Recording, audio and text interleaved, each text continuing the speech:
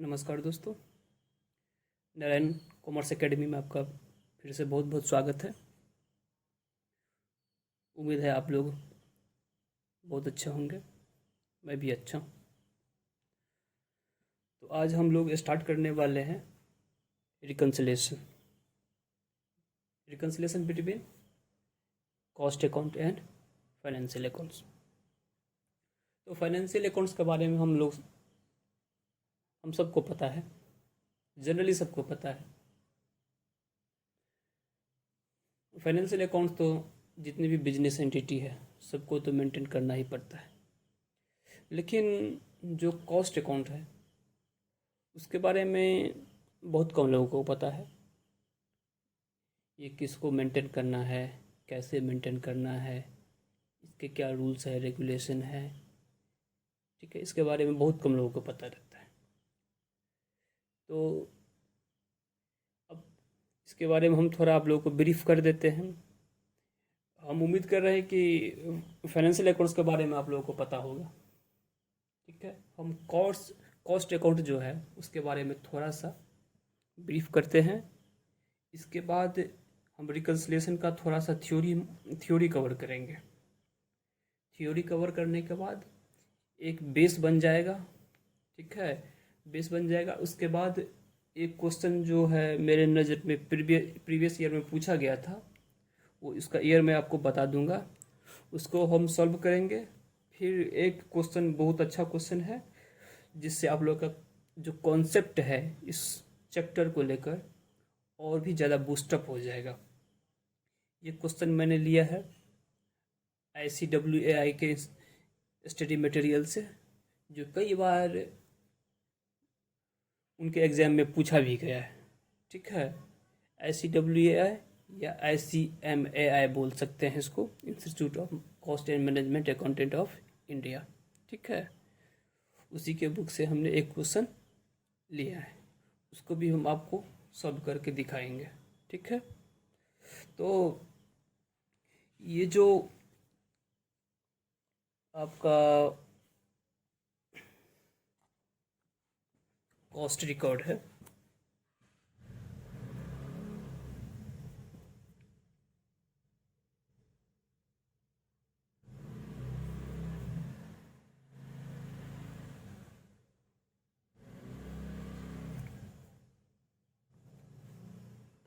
इसको यहाँ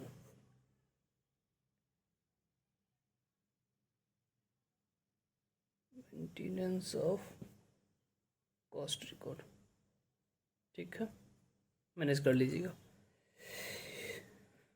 ये जो है मेंटेनेंस ऑफ कॉस्ट रिकॉर्ड, ये सभी एंटिटी के लिए नहीं है, ठीक है ना। अगर सेंट्रल गवर्नमेंट को अगर लगता है कि किसी पार्टिकुलर टाइप का इंडस्ट्री है, जो पार्टिकुलर टाइप का बिजनेस का मतलब गुड्स को प्रोड्यूस करता है या सर्विस रेंडर करता है, ठीक है, तो उसमें जो यूटिलाइज होता है रिसोर्सेज, लाइक हो गया आपका मटेरियल हो गया, लेबर हो गया, और यूटिलाइजेशन ऑफ अदर कॉस्ट भी हो सकता है। तो अगर गवर्नमेंट को लगता है तो वो कंपनी एक्ट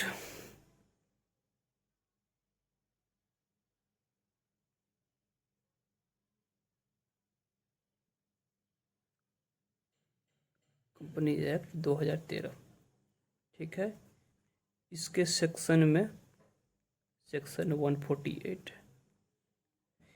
इसको समझने के लिए आप थोड़ा इसको रेफर कर सकते हैं, ठीक है। सेक्शन, इसके सब सेक्शन हो गया, सब सेक्शन 1 है जिसमें बताया गया है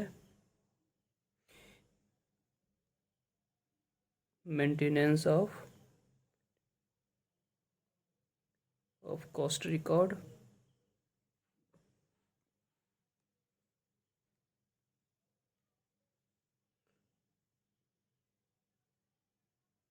सब सेक्शन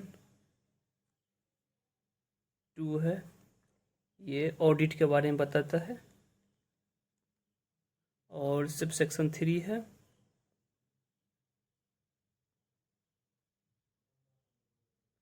ये ऑडिट बाय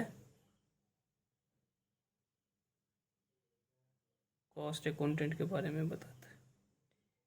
अगर टाइम मिले तो आप इसको थोड़ा रेफर कर लीजिएगा, ठीक है, जनरल नॉलेज के लिए। अब है क्या कि देखिए, पहले हम वर्बली आप लोगों को बता देते हैं कुछ एक्सप्लेन करके। फाइनेंशियल अकाउंट्स का जो बेस है कुछ अलग है, उसको मेंटेन करने का बेस कुछ अलग रहता है। और कॉस्ट अकाउंट्स जो मेंटेन होता है उसका अपना कॉन्सेप्ट है, उसका अपना थ्योरी है, उसका बेस अपना अलग है, ठीक है।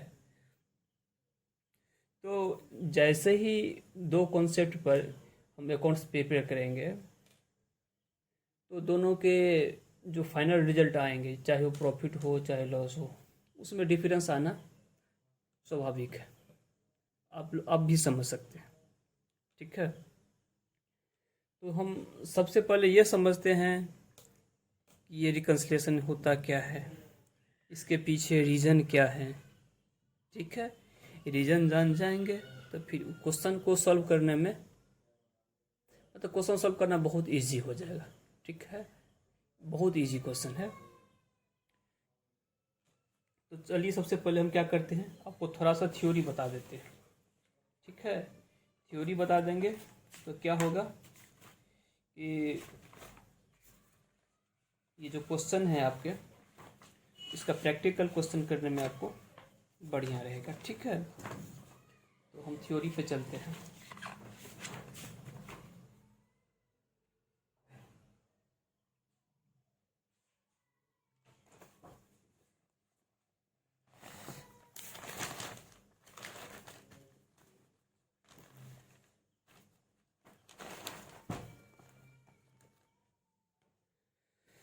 चलिए,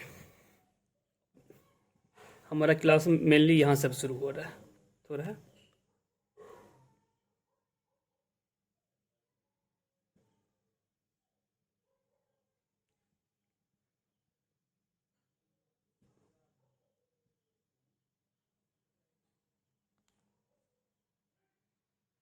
इसका फर्स्ट पॉइंट हम ले लेते हैं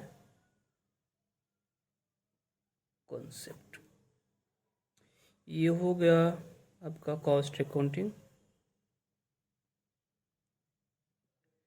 और जिन्होंने हिंदी मीडियम ले रखा उसके लिए भी कोई दिक्कत नहीं है, बहुत इजी लैंग्वेज में आपको बताऊंगा, आपको याद ही हो जाएगा, ठीक है, रटने की कोई ज़रूरत नहीं है, आप इसको हिंदी में भी आराम से लिख सकते हैं, ठीक है।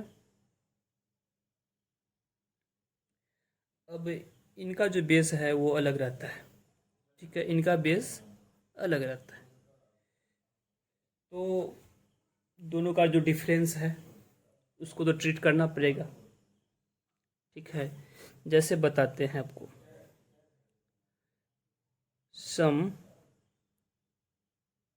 Items of financial account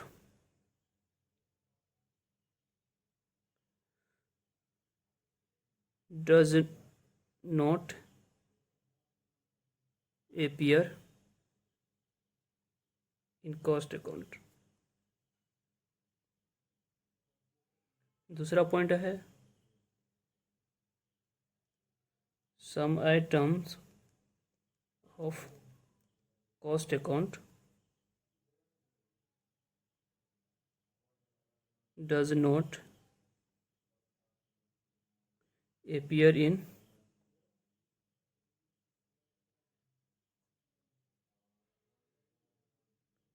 financial account, ठीक है। हेंस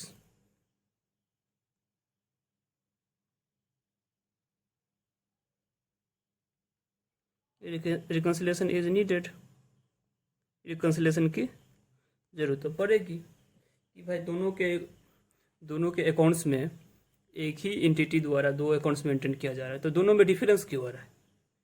तो डिफरेंस इसलिए आ रहा है कि कुछ आइटम ऐसे होते हैं फाइनेंशियल अकाउंट्स में जो कॉस्ट अकाउंट्स में नहीं दिखाए जा सकते, और कुछ इसका वैस वर्सा हो गया कि कुछ कॉस्ट अकाउंट्स के जो आइटम होते हैं उसको हम फाइनेंशियल अकाउंट्स में नहीं दिखा सकते। ठीक है, तो इसी वजह से रिकन्सिलेशन की ज़रूरत पड़ जाती है। और एक रिकन्सिलेशन आप लोग 11वीं में भी पढ़े होंगे, या हो सकता है बीकॉम में भी हो, बैंक रिकन्सिलेशन स्टेटमेंट।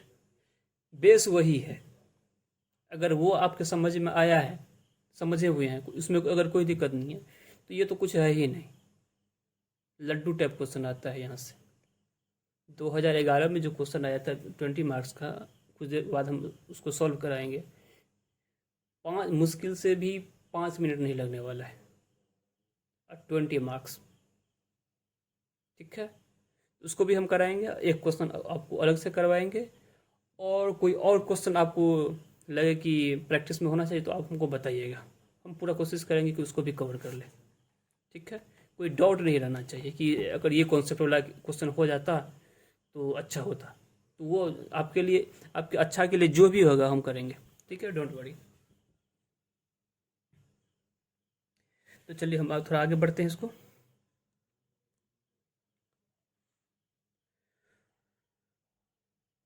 अब कुछ आइटम्स ऐसे हैं, उसको हम आपको समझाते हैं, उसी पे हमारा क्वेश्चन भी बनेगा।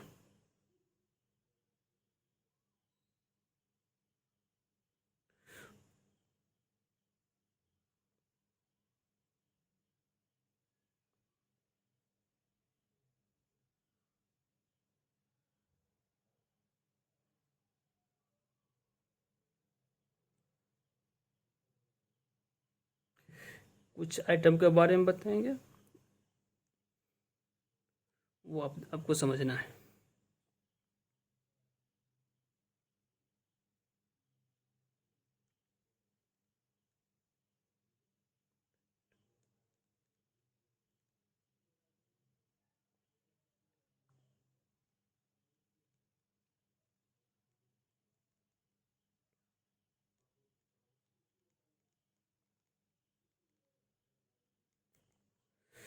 Items that only related to financial accounts, कुछ आइटम्स ऐसे हैं जो जिसको हम सिर्फ फाइनेंशियल अकाउंट्स में दिखा सकते हैं। ठीक है, उसका कॉस्ट अकाउंट से कोई भी लेना देना नहीं है। ठीक है, तो वो पॉइंट वो क्या है, क्या, तो इसको हम, एक होता है इनकम, इनकम का पोर्शन हो गया, तो जैसे profit on sale of assets, interest आता है,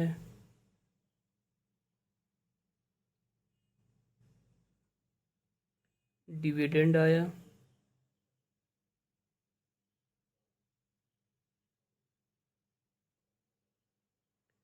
रेंट आया,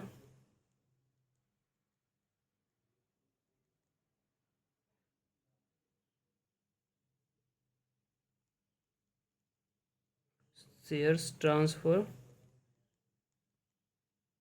फीस रिसिव्ड।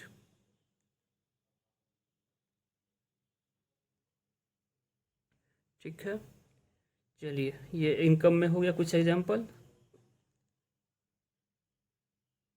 एक्सपेंसेस में हो गया, जैसे profit on sale of assets हैं तो लॉस ऑन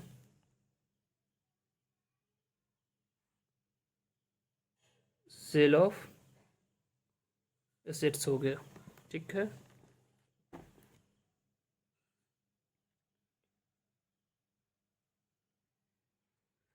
जैसे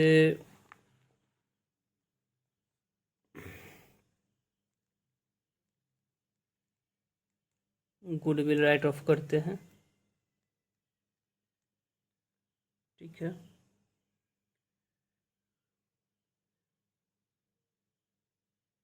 finance and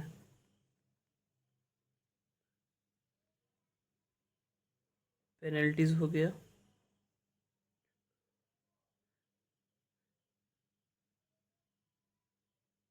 under writing commission,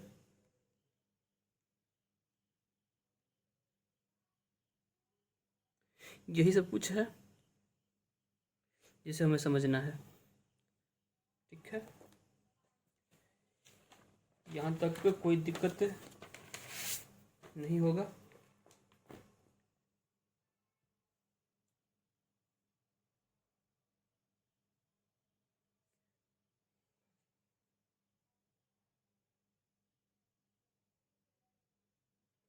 और हम दूसरा पॉइंट लेते हैं, आइटम्स दैट appear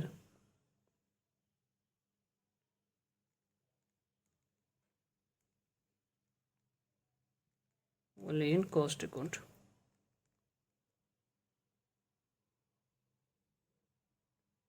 ठीक है, तो notional interest,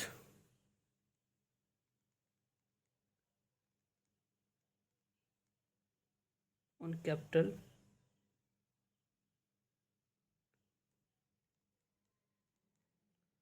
notional rent on premises on. Notional का समझ लीजिए, ये मान लिया गया है, खुद का बिल्डिंग है, उसी में फैक्ट्री चला रहे हैं, तो कंपेयर करने के लिए, बिजनेस में डिसीजन लेने के लिए, वो सब कैपिटल बजटिंग का पार्ट है। ठीक है, ये कैसे डिसीजन लेना है नहीं लेना है वो फाइनेंशियल मैनेजमेंट में, कि मतलब जो हमारे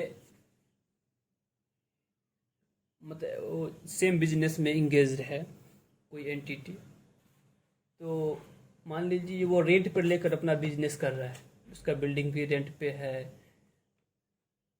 फैक्ट्री बिल्डिंग हो गया रेंट पे है, और हम अपना जो फैक्ट्री चला रहे हैं वो अपने खुद के बिल्डिंग में चला रहे हैं, तब तो कंपेयर करना पड़ेगा ना। ये जो रेंट होता है, रेंट का अमाउंट जो है फैक्ट्री सबका बहुत हैवी रहता है, छोटा मोटा अमाउंट तो रहता नहीं है, तो हम उससे बेहतर कर रहे हैं कि नहीं कर रहे हैं, तो वो कंपैरिजन के लिए नोशनल कॉस्ट को क्या करते हैं, अकाउंट्स में चार्ज करते हैं, फिर दोनों को हम क्या करते हैं, कंपेयर करते हैं। ये मैनेजमेंट डिसीजन में काम आता है। ठीक है, ये आपका थ्योरी का कुछ पोर्शन है। एक और थोड़ा हम बता देते हैं आपका, एक होता है ओवरहेड। ओवरहेड जो है, जिसको एक्सपेंस भी बोलते हैं, फाइनेंशियल अकाउंट में एक्चुअल बेसिस पे होता है। ठीक है, और कॉस्ट अकाउंट में प्री डिटरमाइंड रेट रहता है, उसमें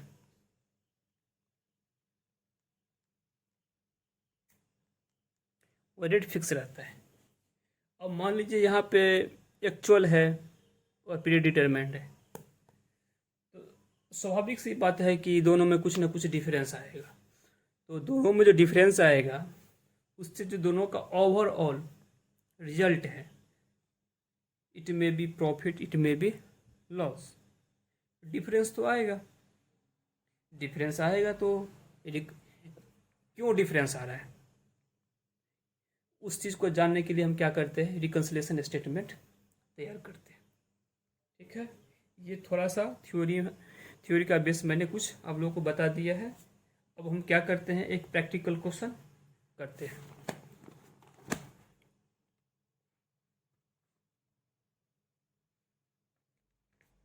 ये क्वेश्चन देख लीजिए,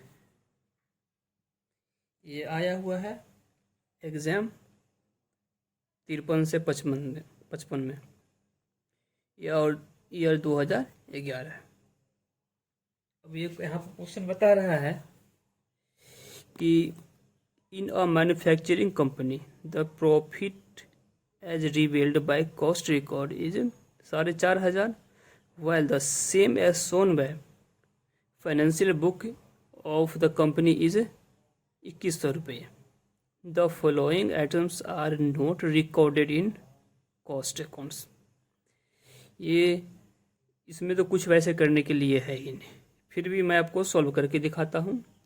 और इस क्वेश्चन का जो है आप लोग नोट कर सकते हैं तो कर लीजिए, मैं स्क्रीन पे डाल दूंगा, ठीक है, वो आप लोग देख लीजिएगा. चलिए हम सॉल्व करते हैं, इसमें ज़्यादा टाइम लगने वाला नहीं है.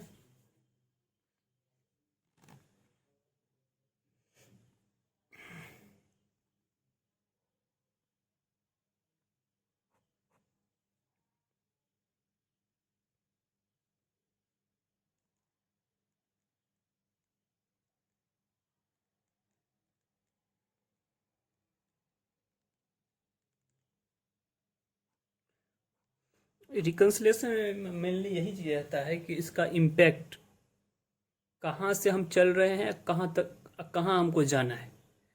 तो उसमें हम मोटा ये समझ लिए इसको ऐसे कि फाइनेंशियल अकाउंट से हमें चलना है और कॉस्ट अकाउंट पे हमको पहुंचना है, ठीक है.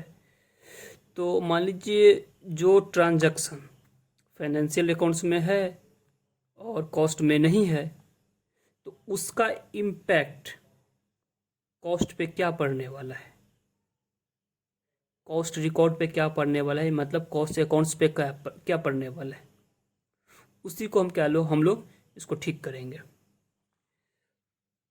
तो यहाँ पे दिया हुआ है कि प्रॉफिट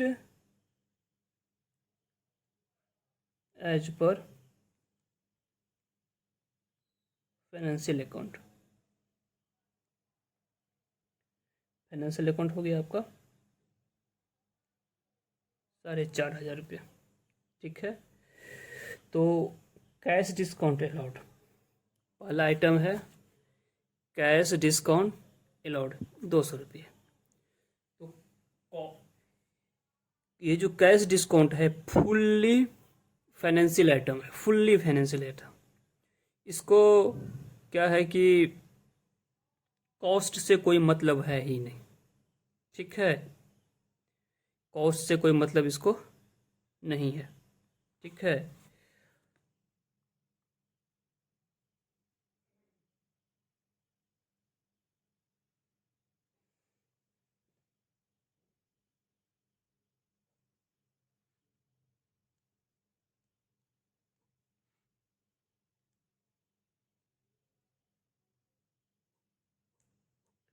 अब यहाँ से हमें कहाँ चलना है, कॉस्ट पे चलना है. अच्छा अच्छा, यहाँ पे 2,100 रुपया है, ठीक है. अब देखिए हम इसका इम्पैक्ट आपको समझाते हैं. ये जो 200 रुपया है, ठीक है, 200 रुपया जो है वो अकाउंट्स में, फाइनेंशियल अकाउंट्स में चार्ज किया गया, लेकिन कॉस्ट अकाउंट में चार्ज नहीं किया गया, ठीक है. तो ये जो 200 रुपया वो है वो क्या है, जो पीएल जो होगा, पीएल के डेबिट साइड उसको डेबिट किया किया होगा, ये डिस्काउंट है. इसके वजह से क्या हुआ, जो फाइनेंशियल अकाउंट्स का जो प्रॉफिट है वो कम हो गया है. तो ये यहाँ पे फाइनेंशियल अकाउंट में इसको हम कम कर दिए हैं, लेकिन कॉस्ट अकाउंट में क्या किए हैं, कुछ किए ही नहीं है, उसको लिए ही नहीं है, ठीक है. तो हम चल कहाँ रहे हैं, कहाँ से कहाँ चल रहे हैं, फाइनेंस से चल रहे हैं कॉस्ट में. तो ये कॉस्ट में इसको बाहर कर दिया गया था, तो यहाँ भी हम इसको क्या करेंगे, बाहर कर देंगे. बाहर करने का मतलब कि इसके वजह से 200 रुपया के वजह से क्या हुआ था, अगर ये 200 रुपया चार्ज हम नहीं किए रहते तो ये जो प्रॉफिट है 2,100 की जगह 2,300 रुपया होता है. तो क्या है, सिंपली इसको 2,300 कर देते. कैसे 2,300 करेंगे, ऐसे करते हैं. कैश डिस्काउंट अलाउड, ठीक है, 200 रुपया। अब दूसरा आइटम है आपका expenses incurred for transferring the company office. Company office का ट्रांसफ़र हुआ है एक जगह से दूसरी जगह पे, तो ये भी फुल्ली आइटम क्या है, फाइनेंस अकाउंट्स का है, फाइनेंशियल अकाउंट्स का है। इसके वजह से क्या हुआ, कंपनी का 300 रुपया का प्रॉफिट कम हो गया। खर्चा खर्चा बुक किए हैं तो प्रॉफिट तो कम होगा ही। तो अगर ये 300 रुपया हम चार्ज नहीं किए रहते तो ये जो हमारा प्रॉफिट है 2100 की जगह 2400 हो गया रहता। तो फिर क्या करते, इसको 2400 कर देते हैं।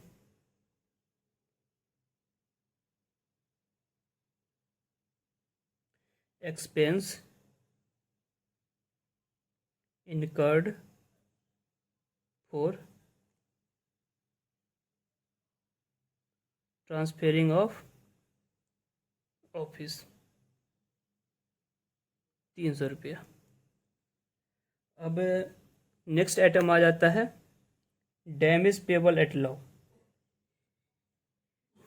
तो ये भी जो डैमेज पेबल है ये सिर्फ फाइनेंशियल अकाउंट में दिखाया जाता है, कॉस्ट अकाउंट में इसको नहीं दिखाया जाता है। तो कॉन्सेप्ट वही आ गया कि ये अगर इसको यहाँ फाइनेंस में हम नहीं दिखाए रहते तो ये हमारा जो प्रॉफिट 2100 है वो 2600 हो जाता। तो ठीक है, इसको हम 2600 कर देते हैं।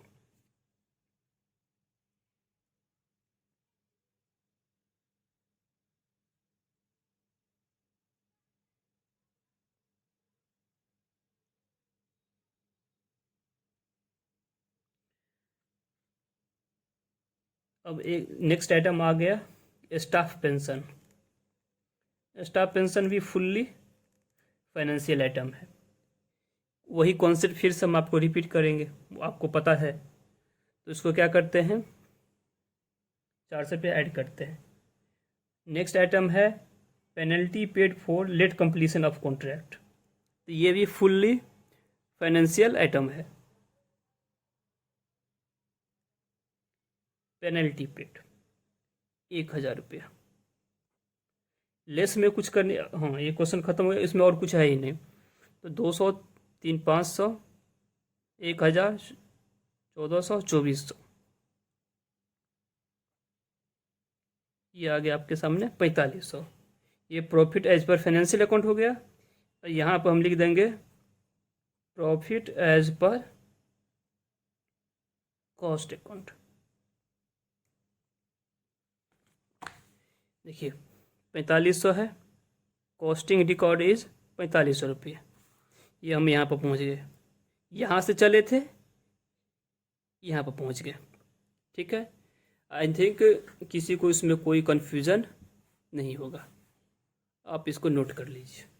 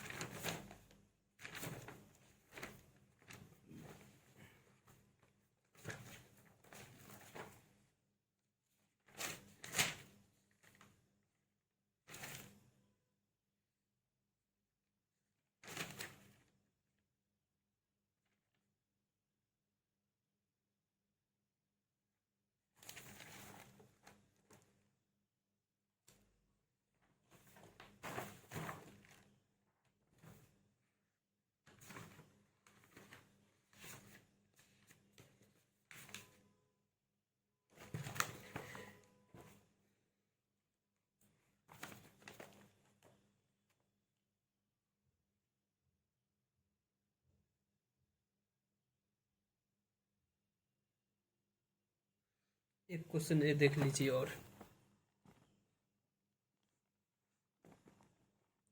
बहुत अच्छा क्वेश्चन है, एक बार आप लोग प्रैक्टिस जरूर कर लीजिएगा, 1 से 2 बार।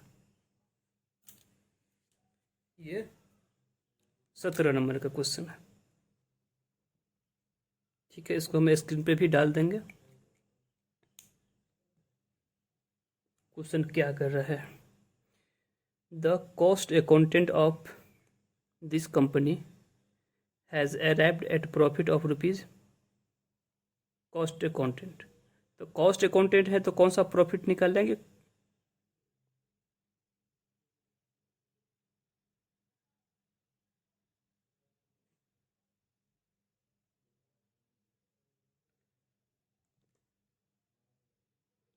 तो कॉस्ट अकाउंटेंट हैं तो कौन सा प्रॉफिट निकालेंगे? Cost profit. ठीक है, तो कॉस्ट प्रॉफिट हो गया 20,10,500 based on cost accounting records for the year this. Profit as per financial accounts is this. As a cost auditor you find the following difference between financial accounts and cost accounts। आप cost auditor हैं, आप जो अब दोनों books को जो देखे हैं तो आपको ये सब पता चला कि ये दोनों में जो डिफरेंस आ रहा है इसके पीछे क्या रीज़न है। ठीक है, तो हम एक एक आइटम को देखते हैं। Profit on sale of fixed assets, तो थ्योरी में मैंने बताया था profit on sale of fixed से हो या लॉस हो, ये फुल्ली क्या जो है ये फाइनेंशियल आइटम है। ठीक है, loss on sale of investment ये भी फाइनेंशियल आइटम है। Voluntary retirement compensation included in salary and wages ये भी फाइनेंशियल आइटम है। डोनेशन पेड फाइनेंशियल आइटम है। Insurance claimed relating to previous year receipt during the year, insurance claim relating to previous year receipt during the year. ठीक है, profit from retail trading activity, अब देखिए ये manufacturing activity है, textile बनाता है, textile का बिजनेस है। ठीक है, और यहाँ पे देखा है कि ट्रेडिंग एक्टिविटी, आप समझ गए होंगे।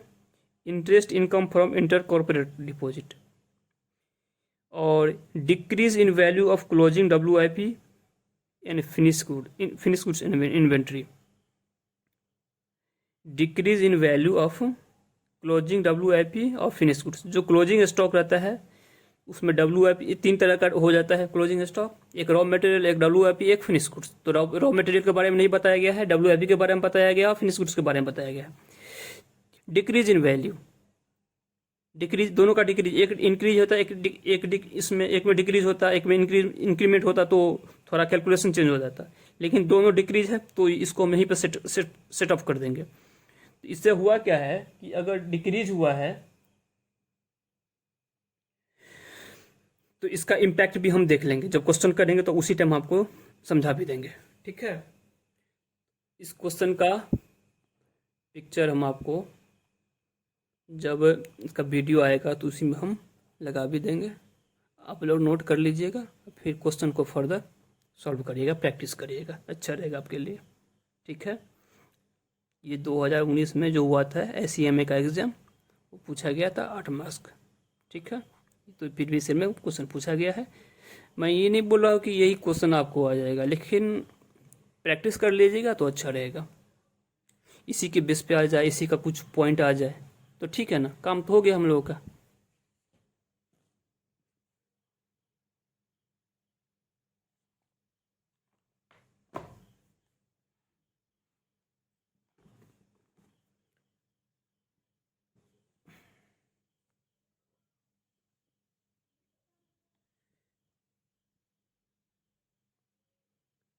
चलिए इसको पेज हम चेंज कर देते हैं, जैसे एक पेज में सारा का सारा पोर्शन आ जाए।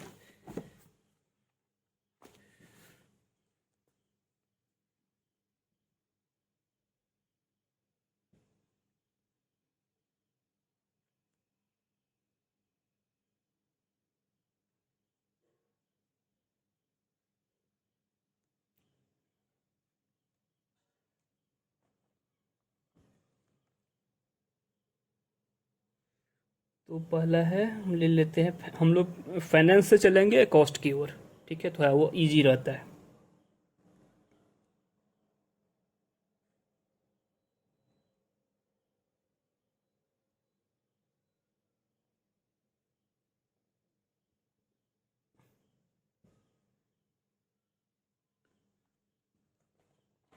फाइनेंस का प्रॉफिट है 22,14,100।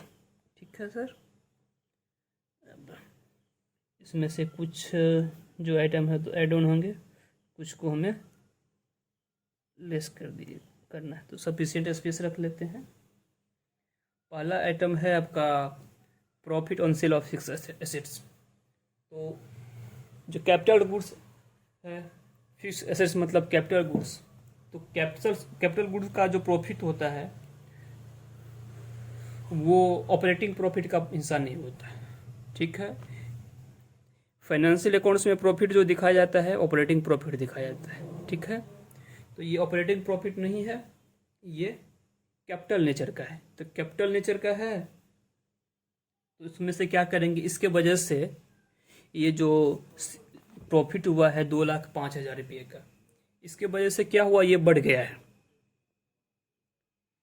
इसमें जो फिक्स एसेट्स को बेचे हैं उसके बेचने से हमें जो 2,05,000 रुपये का प्रॉफिट हुआ है वो इसमें इंक्लूड है। ठीक है, तो उसको हम क्या करेंगे, हटाएंगे। ठीक है, इसको हटा देंगे। तो ये जो आइटम हो गया आपका लेस का है, profit on sale of fix assets. ठीक है, 2,05,000 रुपये। सेकेंड आइटम है loss on sale of investments. ये भी जो है इन्वेस्टमेंट्स, जैसे इन्वेस्टमेंट का मतलब यहाँ पे हो गया कि किसी कंपनी का हम शेयर्स परचेज कर लिए थे। ठीक है, पैसा उसमें लगा दिए थे, शेयर्स को बेचे हैं, उस टाइम मार्केट गिरा हुआ था, लॉस हो गया। ठीक है, तो लॉस हो गया तो हम जो अपना एक्टिविटी जो है वो शेयर खरीदने का और शेयर बेचने का नहीं है। अगर हमारा एक्टिविटी शेयर खरीदना शेयर बेचना रहता तो इसमें कोई दिक्कत नहीं है, तो तब तो ये यहीं पे इसी को भी दिखा, ये मतलब ये फाइनेंस अकाउंट्स है, इसी में दिखाना है। लेकिन हमारा जो बिजनेस है वो किस चीज़ का है, टेक्सटाइल का है। तो टेक्सटाइल का बिजनेस है, लॉस हुआ है किस चीज़ से, एसेट्स, वो इन्वेस्टमेंट बेचने से, शेयर्स बेचने से। तो इसको हम, इसके वजह से क्या हुआ है, लॉस के वजह से ये प्रॉफिट कम हो गया है। तो क्या करेंगे, प्रॉफिट को हम बढ़ा देंगे।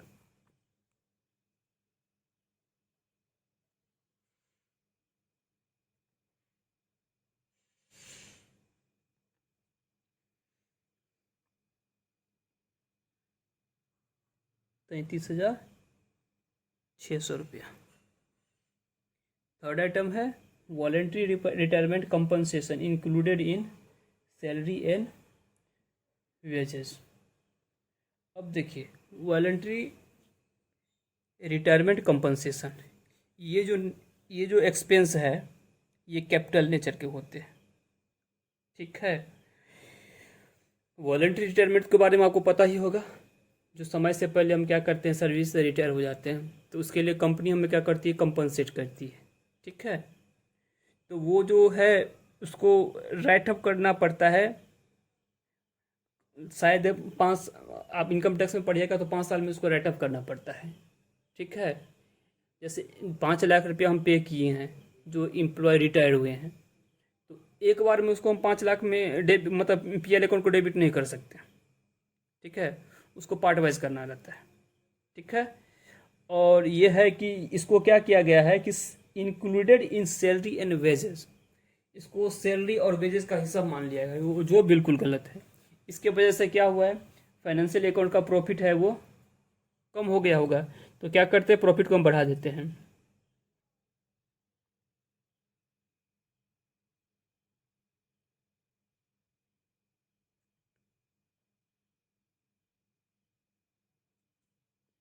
वॉलेंट्री रिटायरमेंट हो गया आपका 50,25,000 रुपये। अगला आइटम है डोनेशन पेड। डोनेशन पेड ये एक्सपेंस नहीं मान सकते इसको। ठीक है, ये एक्सपेंस नहीं होता है। इसको क्या करें, इसके वजह से हमारा प्रॉफिट कम हुआ होगा, इसको प्रॉफिट को हम क्या करेंगे, बढ़ा दिए। ठीक है। नेक्स्ट आइटम है insurance claim relating to previous year received during the year. Insurance claim है, इंश्योरेंस क्लेम है वो हमारा ऑपरेटिंग आइटम नहीं है, हमारे बिजनेस से रिलेटेड नहीं है। तो उसको हम क्या करेंगे, उसके वजह से क्लेम रिसीव हुआ है, रिसीव्ड हुआ है, तो रिसीव्ड हुआ है तो हम क्या किए होंगे, पीएल में उसको दिखा दिए होंगे, क्रेडिट किए होंगे। तो इससे क्या होगा, पीएल अकाउंट का जो प्रॉफिट है वो बढ़ गया होगा। जो बढ़ गया तो क्या करेंगे, इसको दिखाना ही नहीं था, तो क्या करेंगे, इसको हम घटा देते हैं।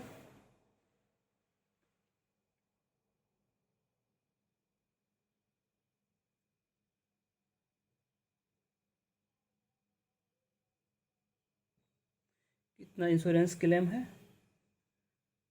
5,08,700।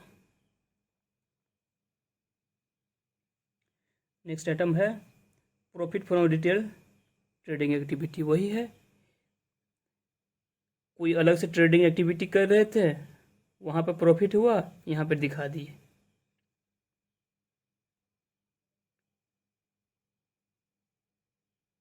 रिटेल बिजनेस, तो रिटेल बिजनेस से प्रॉफिट जो हुआ है आपका 32,02,430। नेक्स्ट आइटम हो गया है interest income from inter corporate deposit.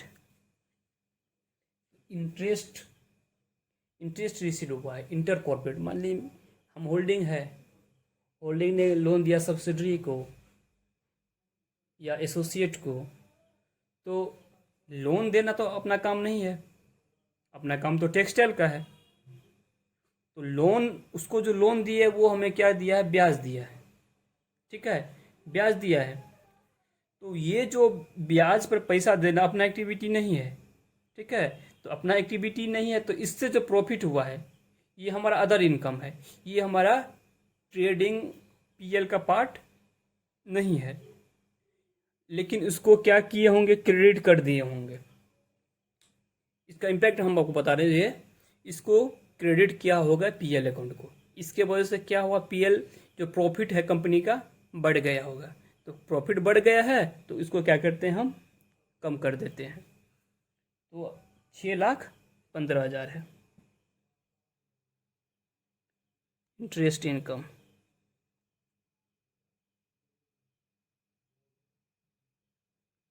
Inter corporate ऐसी डिपॉजिट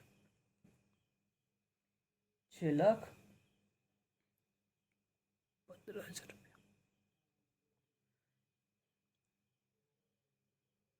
अब एक लास्ट पार्ट आ जाता है decrease in value of closing WIP and finish goods inventory. तो देखिए सिंपल सी बात है, आप सबसे पहले ये जो पॉइंट समझने के लिए सबसे पहले आपको नॉलेज में, मतलब दिमाग में लाना पड़ेगा इस चीज़ को कि क्लोजिंग स्टॉक जो रहता है ट्रेडिंग अकाउंट के किस किस हिस्से में रहता है, डेबिट या क्रेडिट में। तो ऑब्वियस सी बात है, ये क्रेडिट में रहता है, ठीक है। तो इसको देख लेते हैं, इस पर थोड़ा हम टाइम दे देते हैं, 2 मिनट। डिक्रीज, अब डिक्रीज क्या हुआ है कि क्लोजिंग स्टॉक, यहाँ पर हम आते हैं, ये ट्रेडिंग है और ये पीएल है, थोड़ा समझ लीजिए इसको, अच्छा रहेगा। ये पीएल है, यहाँ पे हम क्या दिखाते हैं, क्लोजिंग स्टॉक, ठीक है, क्लोजिंग स्टॉक यहाँ पे दिखाते हैं।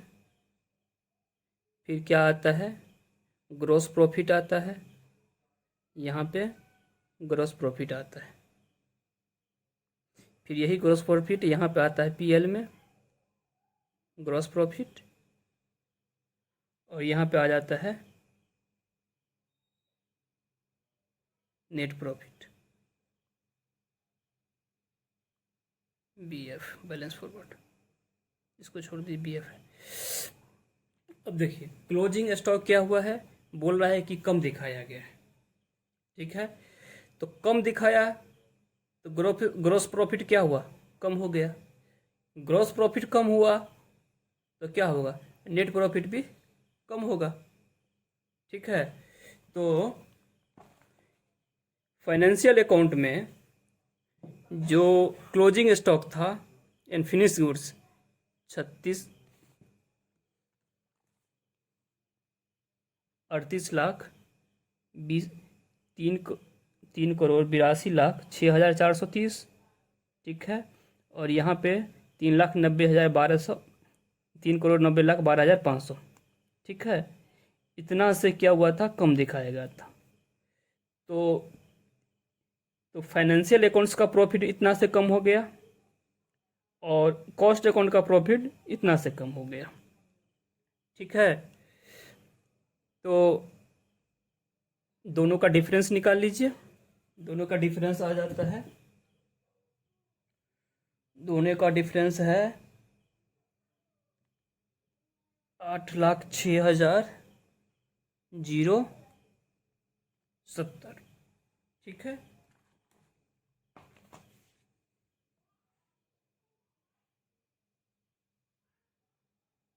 डिक्रीज इन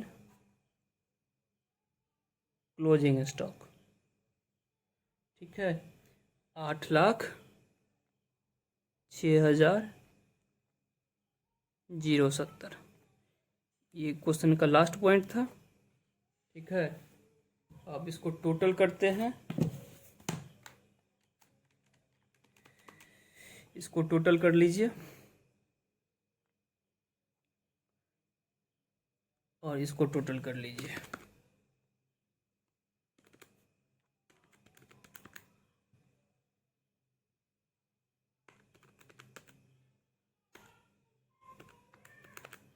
कोई भी दिक्कत हो तो में कमेंट कर दीजिएगा। ठीक है,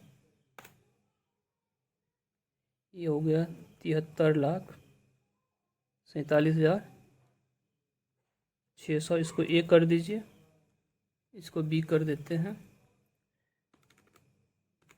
2,05,000 प्लस 508,700,32,02,430 प्लस 615,000 प्लस 806,070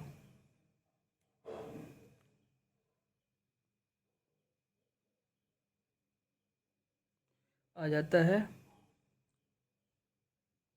53,37,200।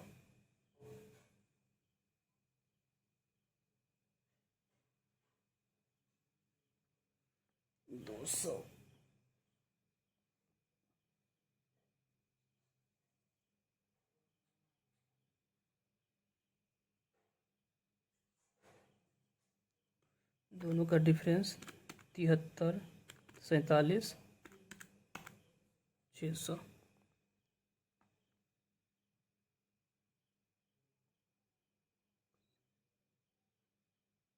यहाँ पे 100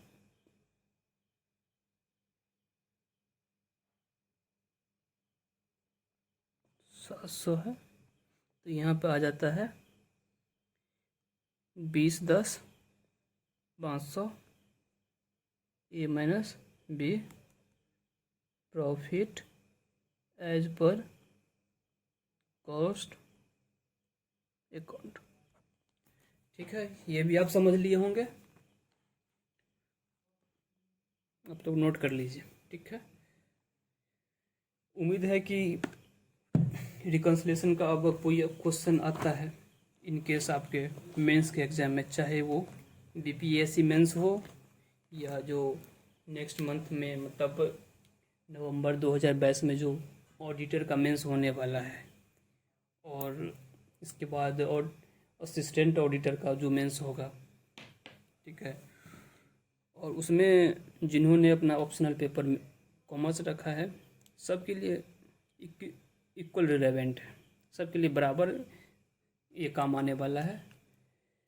तो आप लोगों को लगे कि कौन सा टॉपिक मुझे कवर करना चाहिए, तो आप लोग मुझे कमेंट करके बता भी सकते हैं, ठीक है। क्योंकि मेरा तो सोल पर्पस यही है कि आप लोगों का जो तैयारी चल रहा है उसको थोड़ा बूस्टअप देना, ठीक है। तो वीडियो में बने रहने के लिए आप लोगों का बहुत बहुत धन्यवाद।